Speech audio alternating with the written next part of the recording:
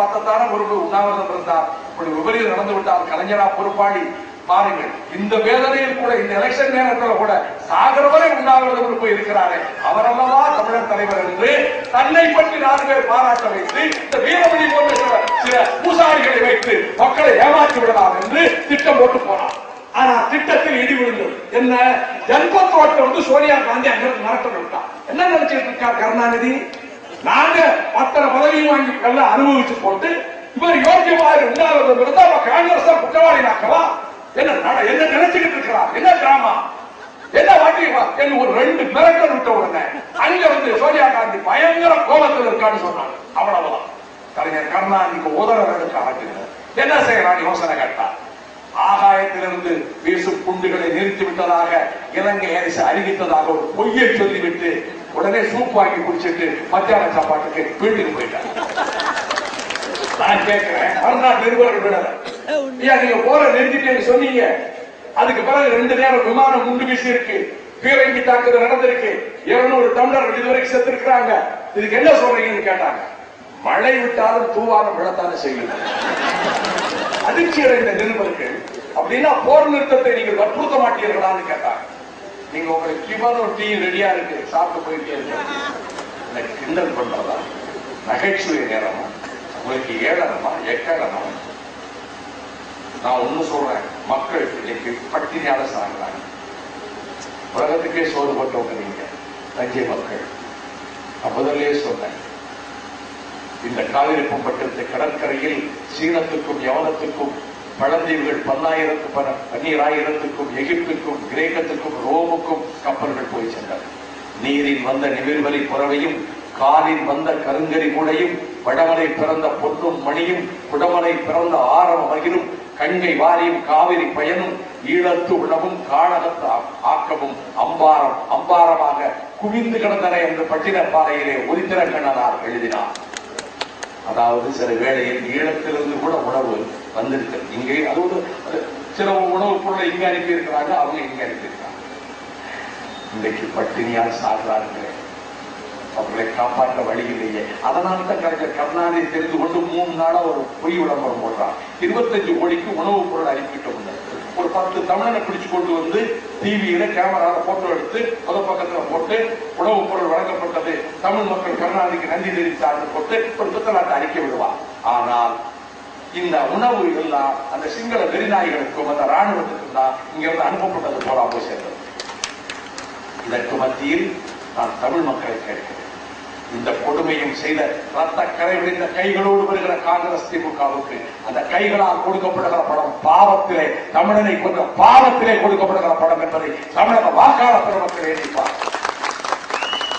இந்த தொகுதியிலே போட்டியிடுகின்ற ஆளுங்கட்சி வேட்பாளர் ஒரு ரயில்வே லெவல் கிராசிங்ல ஒரு லெவல் கிராசிங் அமைக்க முடியாம, ஒரு பூதலூர் ஒரு பாலம் அமைக்க முடியாம, 13 வருஷம் இருந்து ஒரு உருப்படியா ஒரு காரியத்தை செய்ய முடியாத நிலையில் பட்டுக்கோட்டையிலே இருந்து தஞ்சை வழியாக அரியலூருக்கு ரயில் பாதை அமைப்போம் என்று புரட்சி தலைவி இங்கே அறிவித்தார். அதை செய்து முடிப்பார், குரல் கொடுப்பார் பாலகிருஷ்ணன். அடியேறும் விருதுநகரில் ஜெயிப்பேன் என்ற நம்பிக்கையில் நானும் குரல் கொடுப்பேன். இந்த சூழ்நிலையில் நாளை மறுநாள் 6ஆம் தேதி எங்கள் கட்சி தொடங்கிய நாள். 6ஆம் தேதி தீவுத்தினருக்கு சோனியா காந்தி வருகிறார். கலைஞர் வந்து அதை ரொம்ப திறமையாக சமாளிப்பார். ஒன்று கூட்டத்துக்கு போவார், இல்லாவிட்டால் உடல் நலம் சரியில்லாமல் போய்விட்டது, அவர் வந்து என்ன எழுதுவார் என்றால், போர் நிறுத்த நடவடிக்கைகளை நாங்கள் மேற்கொண்டு வருகிறோம் என்று இவர் சொல்லி சோனியா காந்தியிடமிருந்து ஒரு 10 நாளைக்கு முன்னாடி கடிதம் வாங்கி வச்சிருக்காருல்ல, இந்த கடிதத்தை வாசிப்பார். ஏற்கனவே போர் நிறுத்த நடவடிக்கைகளை சோனியா காந்தி மேற்கொண்டார். நான் கேட்கிறேன், இந்த 6 மாத 8 மாத காலத்தில் இந்தியாவில் எங்கேயாவது சோனியா காந்தி ஈழத் தமிழர்கள் துன்பத்தை பற்றி ஒரு வார்த்தை பேசுவதுதான்? ஐக்கிய முற்போக்கு கூட்டணி அரசுக்கு அவர் தலைவியா? அப்படியான தீவுத்திடல வந்து மக்களை முட்டாளர்கள் என்று ஏமாற்ற நினைக்கிறீங்களா?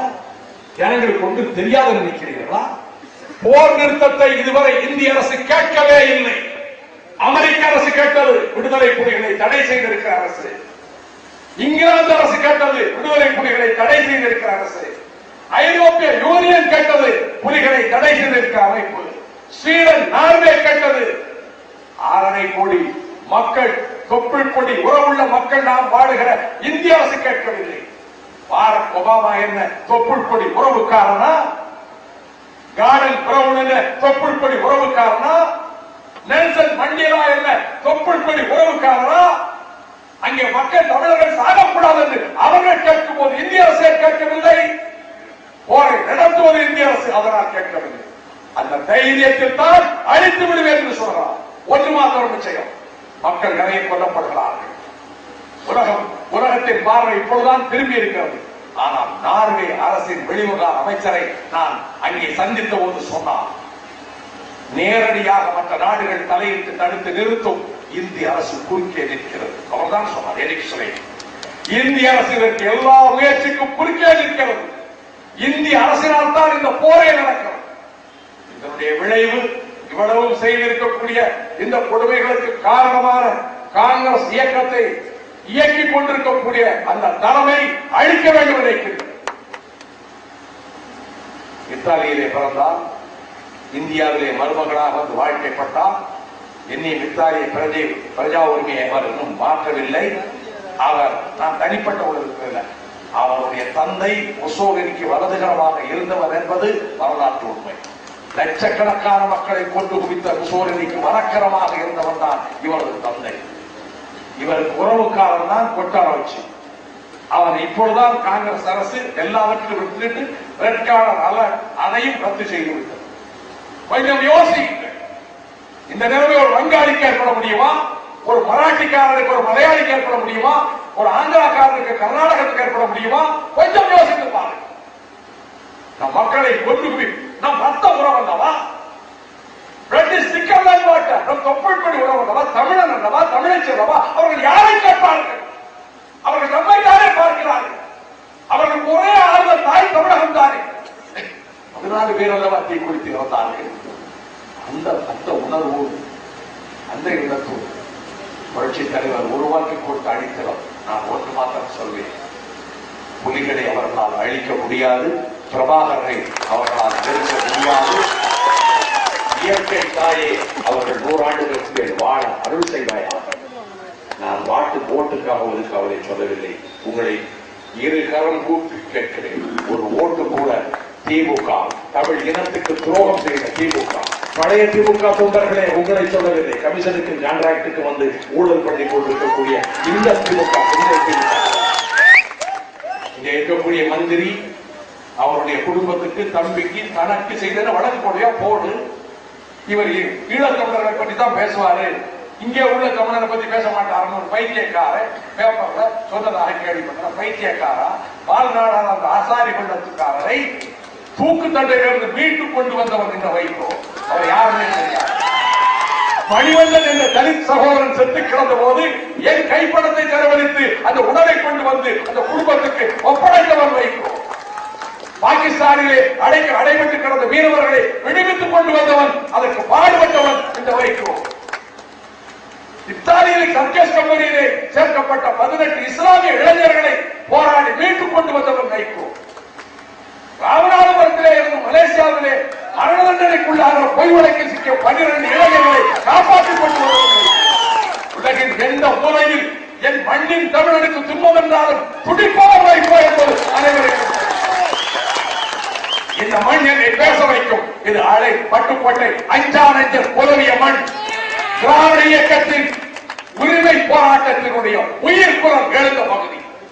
புரட்சித் தலைவருடைய பிரகடனம் ஈழ தமிழர்களுக்கு ஈழனுக்கு மத்தியிலே ஒரு வெளிச்சம். தனி ஈழம் அமைப்போம், ராணுவத்தை அனுப்பி அமைப்போம் என்றார். அரசும் அமையும், அவர் தீர்மானிக்கின்ற அரசு அமையும். அவரே கூட தலைமை அமைச்சராக வரப்போம். எனவே தாய் தமிழகத்து மக்களை, பட்டுக்கோட்டை வட்டாரத்து மக்களை, என் சகோதரன், என் உயிரினும் இனிய சகோதரன் விஸ்வநாதனை இனி நான் பார்க்க போவதில்லை. அது இயற்கை இவ்வளவு இளம் வயதிலே பறித்துக் கொண்டு போய்விட்டது. ஆனால் இந்த மக்கள் அவரை நேசித்ததை நான் 16 கிலோமீட்டர் நடந்து வந்த போது நீங்கள் கண்ணீர் சிந்தியதை கரம் கூட்டி கேட்கிறேன். மஞ்சள் குங்குமம் இழந்து, வாழ்க்கையினுடைய எல்லாவற்றையும் இழந்து, கணவனை இழந்தோருக்கு காட்டுவதில் ஆறுதலுக்கு வழியே இல்லை என்ற துயரத்துக்கு ஆளாக்கப்பட்ட தங்கை இங்கே அமர்ந்திருக்கின்றார். ஜெயபாரதி விஸ்வநாத். என்னுடைய அன்புக்குரிய தமிழ் மக்களே, பட்டுக்கோட்டை மக்களே, நீங்கள் இந்த எளிய சகோதரர் துரை பாலகிருஷ்ணனை, நாணயமானவரை, நம்பிக்கைக்குரியவரை, நேர்மையானவரை, அரவணைக்கக்கூடியவரை, கட்சிக்கு பதவி பெற்றவர்கள் துரோகம் செய்த போது கூட எந்த பதவியும் பெறாத ஒரு வேட்பாளர் வாய்ப்பு கூட கிடைக்காத எங்களுக்கு துணை நின்ற எங்கள் சகோதரனை துரை பாலகிருஷ்ணனை நீங்கள் உங்கள் எம்பிஆர்டி காரங்கள் இருகரம் கூட்டுவதற்கு பம்பரம் வாக்களியுங்கள். நன்றி, வணக்கம்.